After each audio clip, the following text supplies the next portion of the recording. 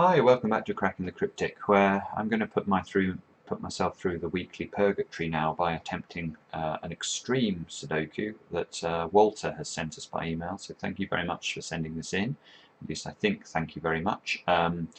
These videos can get quite long because I'm not clever enough to solve these puzzles quickly, but I do try and solve them logically. So if you enjoy logical Sudoku solves, then hopefully this will be a good video for you. Do try the puzzle first. I think that's often the best way to get the most out of these videos. And without further ado, I'll start to solve it. I suppose one thing we could do is this software has some grading. Let's see what the grade of this is. 116. That is monstrously hard. Whoa. Okay. I mean, if I run, a classic diabolical from the Daily Telegraph through this, you get numbers like 30 and 40. So 116, that is slightly daunting, I have to tell you. But anyway, let's go. So, threes. Where can we place threes? 3 here and a 3 here, and this square here has to be a 3. So it may be graded 116, but I've still got a number. So, 6 here and 6 here, so let's pencil mark some 6s at the top. And that means this square here must be a 6, because this 6 prevents there from being a 6 in this square. That allows me to make some more pencil marks. 3s, I can pencil mark down there, look. 3s over here. Oh, sorry, no, I can do better than that. The 3s here, and these 3s here mean this must be the 3, so let's put that in.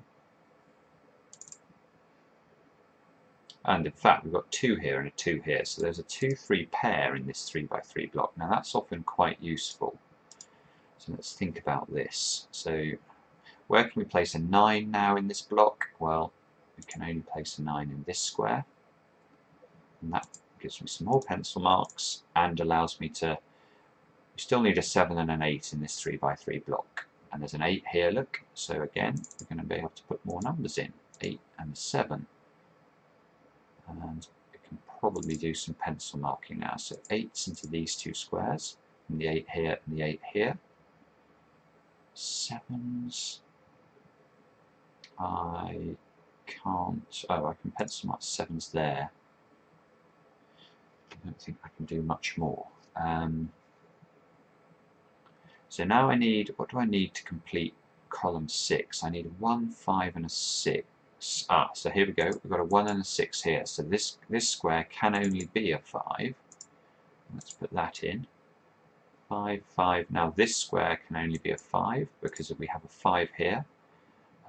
This 5 here and this 5 here, obviously. Now, if we look at this 5 and this 5, they interact nicely on this 3x3 block to force a 5 into one of those 2 squares. So now this 5 here and one of these 2 5s means this square must be a 5. And that means this square is a 5 and this square is a 5.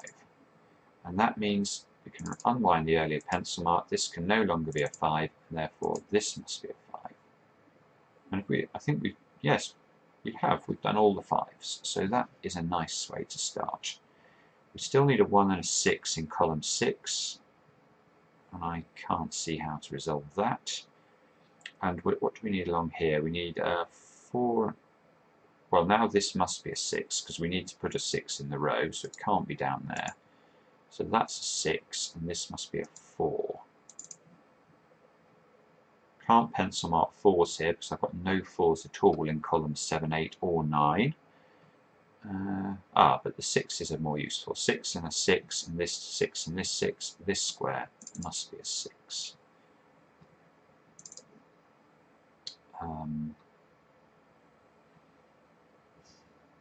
Okay, well 7, 7, 7 here, so there's a 7 in one of those 2 squares, which means there's a 7 in one of these 2 squares. And there we can do our first little bit of logic. It's not going to get us anything massive, but we know the 7s here are locked into columns 7 and 8. And if we look at this 3x3 block, I don't know where the 7 goes, except that I know it must be in column 7 or column 8. It's got to be in one of these these positions. Obviously it can be here, but one of these 3 positions. So where we know there must be a 7 somewhere in column 9, therefore it must be in one of these 2 positions, because it's not here, it's obviously not in any of these 3 positions, so we get to make more pencil marks down there. As I say, not desperately helpful at this point, but still something that it's worth noting. 2, 4, 8, 9. Okay, so now there's a naked single here. If we compare the contents of row 4 with column 5, this square here is very restricted, and because of this 2, in fact I think this square can only be a 4. Let's just double check that. 1 is here, 2 here, 3, 4 we're saying is correct, can't be a 5, can't be a 6, 7, 8 or 9. Yes, so this is a 4, which means this is a 4. So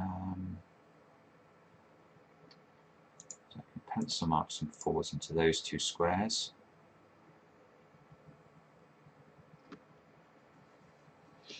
Can I go further than that? What do I need to complete this block now? 1, 2 and 6. So this is a 1 or a 2. I'm getting to the point now where I might start notating some of this stuff. And I need 2, 3, 8 and 9 to complete. Hang on. If we look down column 4 now, I need 2, 3, 8 and 9 to complete the column. This square here, we already have a 2, 3 and an 8 all in the row, so that must be a 9. Now, is that helpful? 9, 9, 9. Oh, surely. 9, 9, 9. Well, not as hopeful as I was hoping. That's annoying. Okay. Let's check the rest of row 6 now. So what do we need? We need 1, 4 and 7. So this is 1 or 7, this is 4 or 7, and this is 1 or 4. I'm irritating. So that's actually no good either. Brilliant. Hang on, we can do something with this 2 now. This 2 means there's a 2 in one of those 2 positions, and therefore this square can't be a 2 anymore. This must be a 2, and this must be a 3 therefore. Now we're better, we're doing well again. So now we have a 3 here and a 3 here. This is a 3 in one of these 2 squares, but there's also a 3 here. So this cannot be a 3. That's a 3 and that's an 8. And okay, so we've done all the 3s and all the 5s now. The 8s, can we do any pencil marking of 8s as a result of this? No. Okay, so we're getting towards the point where I think I'm going to have to start abandoning this method of notation and moving more towards notation which especially focuses on doubles and triples in cells. So let's think about how we might do that. So this square is a 1 or a 2, and this square is a 1 or a 6. Better make sure so this is 1, 2 or 6. Again, this must be a 1 or a 6. Okay. So let's just double check along here. This must be a 1 or a 7. This is a 1, 6 or 7. Okay, that all looks correct to me. So we said this was a 4 or a 7. This must be a 1 or a 4. So I'm actually going to now eliminate my Snyder notation because otherwise I'm going to find it confusing. And we're going to move towards, as I say, trying to identify the cells in the grid that are quite heavily restricted and see what we can see as a result of that. So let's have a look now at row 4. I need a 2 and a 9. So that's nice.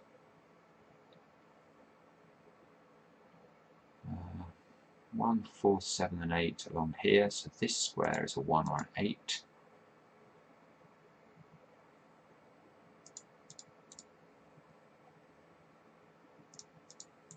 4, 7 here, 4, 7, 8 here. Let's check this row as well. 1, 2, 7, 9. 7, 9.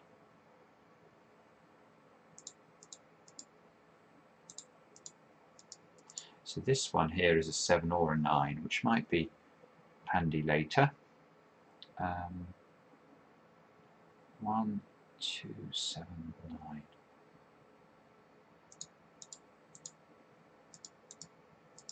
So I can't see how to eliminate further from there. 7. So what we're doing here, just to fill you in, is I'm looking for relationships between the numbers that I'm notating. So you can see, especially because column 5 is so restricted, when you get these sorts of numbers impacting on column 5, this is an area where we probably want to concentrate our attention. Anyway, I'm just going to complete, let's look at row 3 and row 2. So we need 1, 2, 7 and 9 here. It's a shame, isn't it? It's no good. 1, 2, 7, 9, all of which seem to be possible. And here as well. How irritating. And then this one is more restricted, but can still be 1, 2 or a 9. My back is not good today. Okay, so 1, 2, 4, 2, 4, 8 here.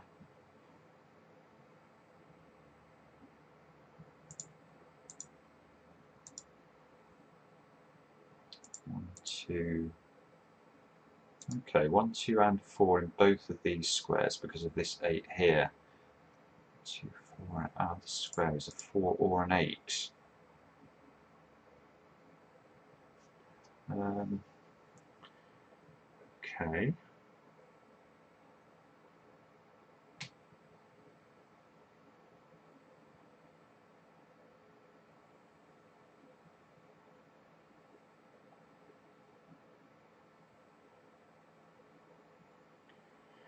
Okay, this square can be 4, 7, 8 or 9. 7, 8 or 9. It can't be 7 though, because remember that this 7 here and this 7 here, we had actually pencil marked 7s over there before, which I remember. So here it's 8 or 9, so that might be helpful. Let's scan this now. 8, 9. So actually down here as well, there's a 7 locked into one of these two squares, and there's no 7 there, so we get a pair here. Now I must be able to do something with this now. So again,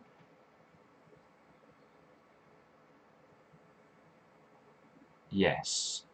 Okay, yeah, well, I don't think it's helpful, but this is the sort of thing we need to be aware of in extreme Sudoku, is that there's a linkage, there's a chain here between the way that these cells interact. So let's just look at this square, for example, and what if this is a 9, what happens? If this is a 9, you can see it makes this a 1, this a 4, this a 7, this a 1, and this a 2. And all of that just flows just very naturally out of this square. And in fact, so I think we said if this is a 9, this becomes a 2. The other option is this is a 2. So we now know that either this is a 2 or this is a 2. And therefore, we know any cell that sees this square and this square cannot contain a 2. So that square there doesn't contain a 2. In and of itself, that doesn't appear to be that helpful, does it? Or maybe...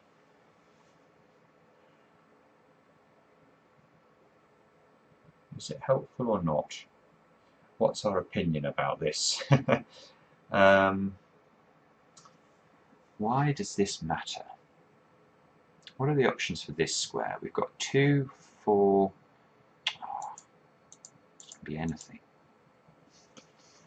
So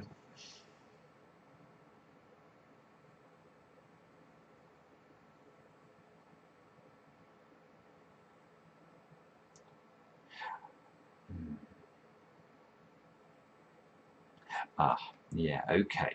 Now we can do a trick here. We can do a trick here. Let's look at this square.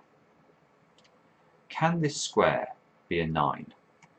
And the reason I think it's interesting, this square, is that you can see that selecting a 9 for this square has a profound effect on these two squares over here. It forces an 8 and a 4 into these two squares. Now in turn, that means this square here couldn't be a 4. And now we have a problem. Now we have a problem, because look down the column. We'd already noted the interaction between the 2 9 here and the 1 9 here. But now by making this a 9, I've given myself a terminal problem, because this isn't a 9 and this isn't a 9. That means we have a 1 here and a 2 here, but we've said this square here is a 1 or a 2.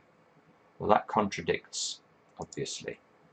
So this is, I think, called an aligned pair exclusion, because what we've done here is we've noticed that I think the way it works technically is these two squares, they obviously can be many combinations, but some of the combinations are ruled out by the contents of other column or other parts of this column and this column here, which is obviously within the same box as the aligned pair. So rather nice.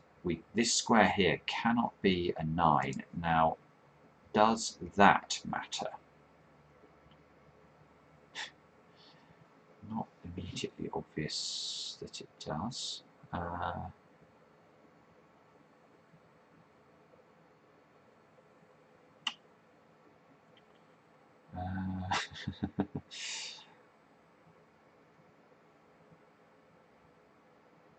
Bother, how can it not matter? It must matter.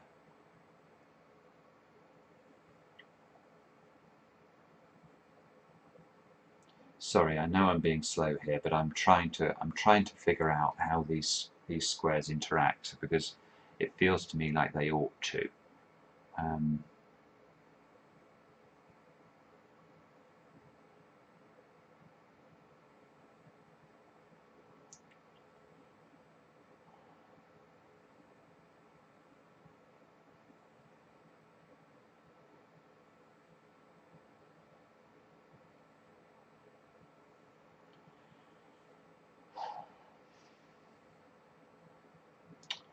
So if this is a 7 now,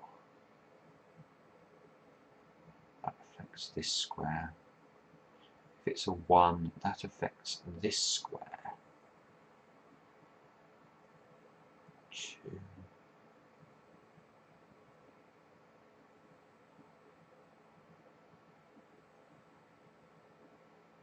I don't really see how it affects it well enough to give me anything useful here. Trying to see whether there's a way of using the interaction now of this square, which has become so restricted, on the rest of the row, well, column 5.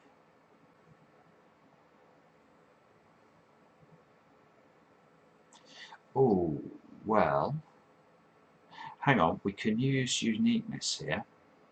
Look, we've got a 1 and a 6 here, and a 1 and a 6 here. And if we look at column 5 of the grid, the 6's are aligned here. The only positions that 6's can go into in column 5 are exactly the same, in exactly the same rows as the 6's here. So that means that we can't actually put a 1 either in this cell or this cell, because that will give us a uniqueness issue. Now, we've covered this a lot of times in a lot of videos on the channel, because it's such a powerful technique.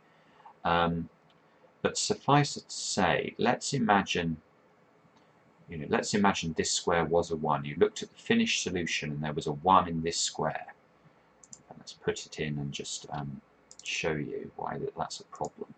If there's a 1 in this square, you can see immediately, because there's only 2 positions the 6 can go in column 5, that would force a 6 here. Therefore, we would find that there would be a 6 here and a 1 here in the finished grid. So we'd look at the finished grid and we would see this pattern of 1's and 6's. Now, this is an invalid Sudoku pattern. because if a Sudoku has a unique solution, you should never see this pattern. And the reason is that this pattern is indistinguishable from the situation where I flip this 1 here, and that obviously would flip the 6, and this 6 would go here, and that would flip the 1 over, and nothing else in the puzzle would change at all. You can see this row 1, would still contain a 1 and a 6. Row 5 would still contain a 1 and a 6. Same for the columns, they would still have a 1 and a 6, and a 6 and a 1 in the rows, and the boxes would still have a 1 and a 6. So in effect, this 1-6 pattern sits outside the whole of the rest of the Sudoku. It influences no other part of it. And the fact that there's no way of distinguishing why this solution is any better than the solution where the 6 is here and the 1 is here is a problem. We know that all good Sudokus have one solution, not two. So we know that this pattern cannot exist, and the fact that the 6's are aligned here allows us in fact to remove the 1 from here. We can never have a 1 in this position in the final solution, and we can never have a 1 from this position. Now, let me take another stare at this, knowing this. That must be useful, surely. And I probably should have spotted it earlier. So what does that mean?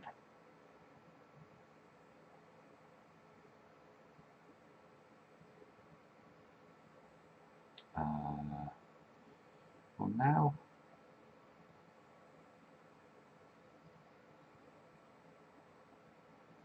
yeah, yes, it is useful, because now there is an interaction between this square and column 5. So let's look at this square. This square could obviously be a 7. That doesn't affect very much. If it's a 1, this is forced to be a 2, and this is forced to be a 6, and this is forced to be a 7. So again we get this lovely situation where we're able to say with certainty either this square contains a 7 or this square contains a 7. Now therefore this square here has no 7. It's not possible this square would contain a 7. And now where can we place a 7 in column 7 of the grid? There's only one position left that can take a 7, and that is here. And all of a sudden we get another number. Now, is that useful? That is the question. Surely. Oh my goodness, I don't know that it is.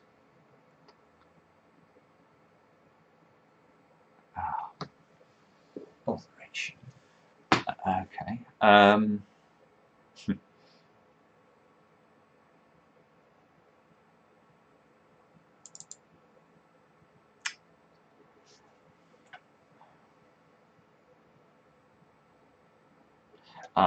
Okay, but we can do another trick here, maybe. So there is a bent quadruple. So you'll have heard me talk about bent triples before, or another name for a Y-wing often. But let's have a look here. We have a 2-9, a 2-4-9, a 1-9, and a 1-4 in these 4 cells bending round. Now if these were all in the same column, we would easily be able to see, okay, well those 4 squares then must contain that subset of numbers. They must contain the numbers 1, 2, 4 and 9 in some order. Now when they're bent like this, we can't quite conclude the same thing, but often we can use logic to detect further restrictions that apply. Now technically this is called a WXYZ ring, i.e. four unknowns, and it's useful if there is what's called one non-restricted digit in this quadruple. Now what does that mean? That means that we need to identify whether one of these numbers, one of the numbers 1, 2, 4 and 9, cannot see its friends.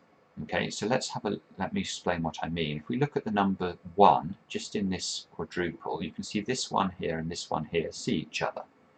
So they are called restricted. Let's look at the numbers 2. The 2's see each other. They're in the same column and the same block, so they certainly see each other. The 4's, no, the 4's are not restricted, because this 4 here, this can be a 4 and this can be a 4. You can see that this 4 here does not see this 4. Now what about 9s? 9s all see each other, because this 9 here, this 9 here, and this 9 here are all in the same column. So it's the 4s that we're interested in. So the question is it possible that neither this square and this square contains a 4? And you can hopefully quickly see it's not possible. For example, let's say if this is not a 4, what happens? Once this is not a 4, it must be a 1. Therefore, this is a 9. This is a 2. What can this square be? It can only be a 4. Vice versa. If, on the other hand, this is a 1, if this is a 4, then obviously that proves the point. So we know either this is a 4 or this is a 4. Now, that matters because let's have a look down column 8 now. We know that there cannot be a 4 in any cell that sees this square and this square. So this square cannot contain a 4, which is fantastic. Now, neither can this one. So let's just check this square as well. We had, what can it be? It can be 2, 4, 7, and 9. It can't now be a 4. So it can be 2, 7, or 9, can it? Is there anything else restricting it? Well, there will be in a moment, because now we know this square has to be a 7. And that can't be a 4 anymore.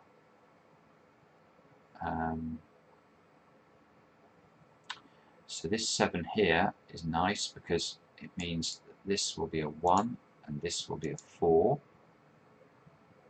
You can see that's going to make this square here a 6, and this a 7. So all of a sudden we're starting to make a little bit of progress. Now this is a 1, this is a 2, this is a 6. Eliminate the 2 here and the 2 here. We must make sure we keep track of the pencil marks we're using here. This is the critical point where we mustn't miss any logic, because I think we're on such a good track to solve the puzzle now. This can be 1, 2, or 8, just looking along the row.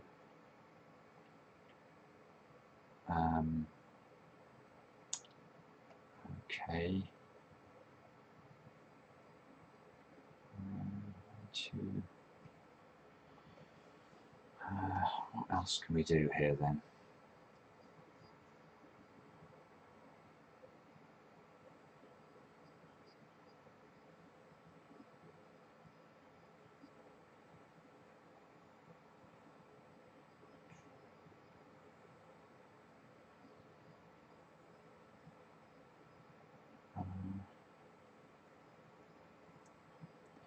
The answer is I'm not sure.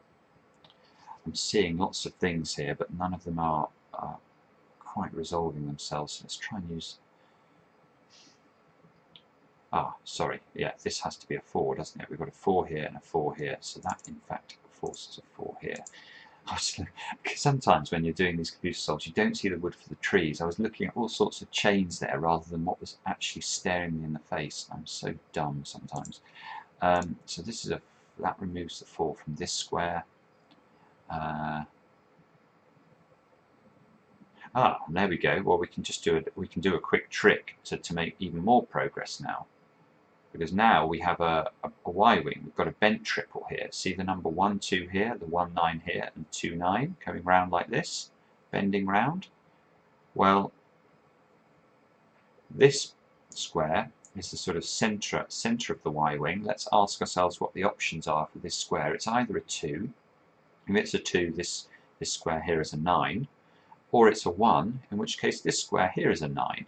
So again, we know either this square or this square will be 9. This square certainly cannot be 9. And that means it's a 2, which again is probably quite useful. 2, 9. Yeah, that might be the step we need to crack the puzzle looking at this. Assuming I'm not making any mistakes with pencil marks, it's now really starting to look good, because we get to complete the whole of this block. In fact, that gives us the 7 and the 9 down here as well. So hopefully now we're on the finishing stretch. So now we can eliminate the ones from these two positions. 2 and 7, this becomes 1 and 8. This square here must be a 1. That means this is a 1 and this is an 8. That means this must be a 1 by simple Sudoku rules. 8 and 9 are forced into these two positions. That means this is a 2, this is a 2, and this is a 7. Therefore this is an 8, obviously, and we're looking for 2, 7 and 9 if I haven't made a catastrophic error. So 2, 9 and 7, and we are done. So again, apologies, that's taken me 30 minutes to solve, which is ridiculous, but there was a lot to think about there, and I hope you got something out of watching me struggle. If you enjoy the channel, please do subscribe, we really appreciate that, and some of you may be in a position to sponsor us on Patreon as well. The link's in the video description, and yeah, that's much appreciated to anyone who might consider doing that. Thanks for watching, and we'll be back again soon with another edition of Cracking the Cryptic.